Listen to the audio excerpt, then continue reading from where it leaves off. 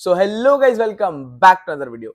इस वीडियो में हम बात कर रहे होंगे तुम्हारे नीट 2024 के एग्जाम के बारे में।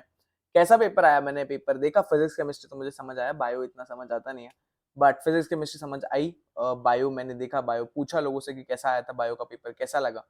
सो इन डिटेल बात करेंगे कि मार्क्स कितने आएंगे, कितने मार्क्स पे कितने रैंक बनने के चांसेस हैं, और पेपर में फिजिक्स केमिस्ट्री बायो को कैसे कैसे पूछा गया था, और साथ में बात करेंगे कि गवर्नमेंट कॉलेज का कट ऑफ कितना जा रहा होगा उसके बारे में भी। But before that, description box में तुमको व्हाट्सएप ग्रुप का लिंक मिलेगा, अगर अब तक नहीं आए हो तो आ जाना। या दैट्स इट, एंड स्टार्ट करते हैं। सबसे पहले बात करते हैं पेपर एनालिसिस के बारे में। इस बार कितने बच्चे बैठे थे वो भी एक बहुत इंपॉर्टेंट फैक्टर प्ले करेगा। लास्ट ईयर से थोड़ा डिफिकल्ट था पेपर, ये कंसिडर किया जा सकता है। पहले बात कर लेते हैं कितने स्टूडेंट्स बैठे थे। तो 2022 में तुम्हारे 18.72 लाख स्टूडेंट्स बैठे थे, यानी 1.8 मिलियन तुम पकड़ सकते हो, 1.9 मिलियन स्टूडेंट्स बैठे हुए थे। एंड 2023 में तुम्हारे फिर 20.87 लाख स्टूडेंट्स का डेटा आया था कि इतने बच्चे बैठे हुए हैं। बट इस साल का नंबर काफी बढ़ गया and number has reach to 25 lakh. अच्छा भैया, तो इससे कट ऑफ पे फर्क पड़ेगा? इससे कट ऑफ पे डेफिनेटली फर्क पड़ेगा। क्यों? There are multiple reasons for that. एक तो तुम्हारा क्योंकि accessibility for your any examination, any competitive examination is very easy now. पहले था कि कोचिंग सेंटर जाना है, बैठ के पढ़ाई करनी है। अभी तुमको कंटेंट यूट्यूब पे फ्री में अवेलेबल है। तो जिन बच्चों को पढ़ाई करना है वो अपने घर से बैठ के यूट्यूब के थ्रू कर रहे हैं विदाउट एनी कॉस्ट। अगर उनका फाइनेंशियल बैरियर था तो वो हट गया। अगर they are good enough, they are studying hard, तो एक वो रीजन आ जाता है कि वहां से कंपटीशन काफी बढ़ गया। और 25 लाख बच्चे बैठे हैं तो ये भी रीजन है।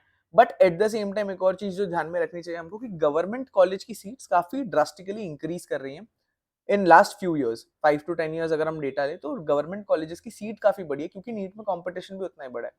बट तो ये कह सकते हैं कि थोड़ा लेवरेज आउट हो जाएगा, बट स्टिल कट ऑफ थोड़ा हाई जाने के चांसेस है अगेन। ऑलराइट।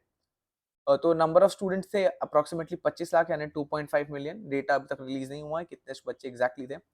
गवर्नमेंट कॉलेजेस की बात कर ले तो इस साल अगर तुम्हारा 605 प्लस माइनस 15 मार्क्स एक्सपेक्ट कर सकते हो, 620 625 मार्क्स है तो तुम आराम से एक सेटबैक ले सकते हो कि हाँ, इस साल मुझे गवर्नमेंट कॉलेज तो मिल ही जाएगा।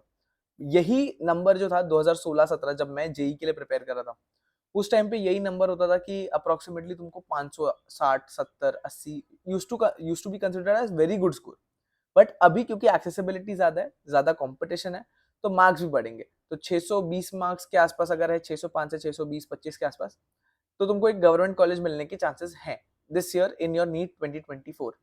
ऑलराइट। और फिजिक्स केमिस्ट्री बायो का बात कर लेते हैं। फिजिक्स इस बार लास्ट ईयर से थोड़ी डिफिकल्ट थी, लेंदी थी, पिछले बार से डिफिकल्ट थी। बट ये भी है कि पीवाईक्यूज रिपीट किए थे वैल्यूज चेंज कर करके काफी क्वेश्चंस में।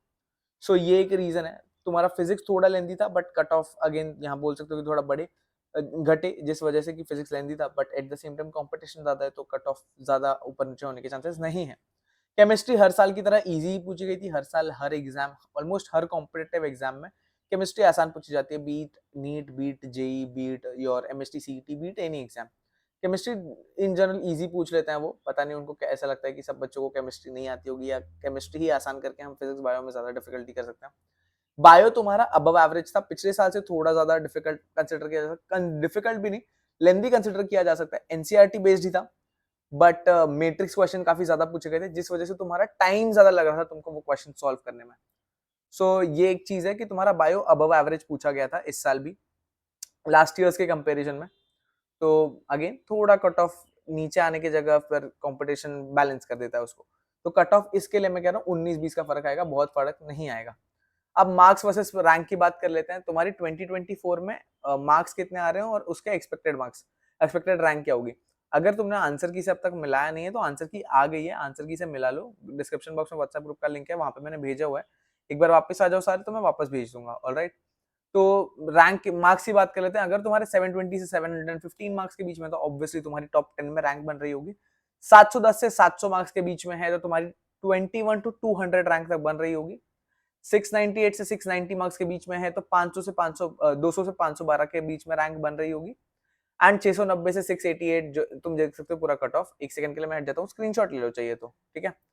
5 4 3 2 1। अगर तुम्हारा 580 प्लस आ रहा है तो भी तुमको 23,000 24,000 रैंक देखने मिल रही होगी, 28,000 तक रैंक देखने मिल रही होगी in your this NEET exam.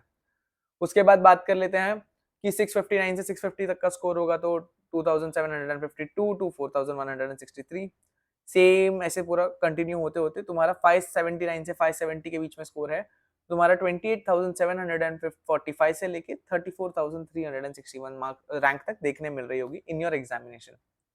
This was the whole analysis of NEET 2024।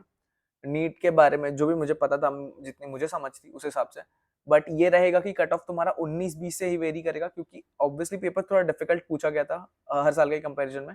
But तुम देख सकते हो कि बच्चे काफी ज्यादा बढ़ रहे हैं इन द अपकमिंग इयर्स। 2022 में क्या था, 18.72, 2023 में हो गया 20 पॉइंट समथिंग, 24 में हो गया अब 25 लाख के ऊपर बच्चे। सो सारे बच्चे तो ऑब्वियसली एकदम डेडिकेशन के साथ नीट के लिए प्रिपेयर नहीं कर रहे होते, बट उनमें से अगर हम 10% या 20% भी देखें जिन्होंने प्रिपरेशन की होगी, तो भी तुम्हारा 2.5 से 3 लाख या 5 लाख तक बच्चे होंगे जो कंपटीशन में एक्चुअली बैठने आए थे, और उनमें से 50,000 रैंक तक लाना, 570 तक is a good score. 500 plus used to be considered as very good score, but या कुछ चीजें तो हैं कि कंपटीशन काफी बढ़ गया है, ये तो एक्नॉलेज करना ही पड़ेगा, बट ऑब्वियसली सीट्स भी बढ़ी हैं। So over and over balanced out situation है इस साल भी, हर साल की तरह। और पेपर ऑब्वियसली हर साल से थोड़ा डिफिकल्ट पूछा गया था, दैट आई वोंट डिनाई। सो या that is it for this video. तुमको कोई और वीडियो चाहिए होगी तो कमेंट कर देना, कमेंट सेक्शन तुम्हारे लिए खुला हुआ है।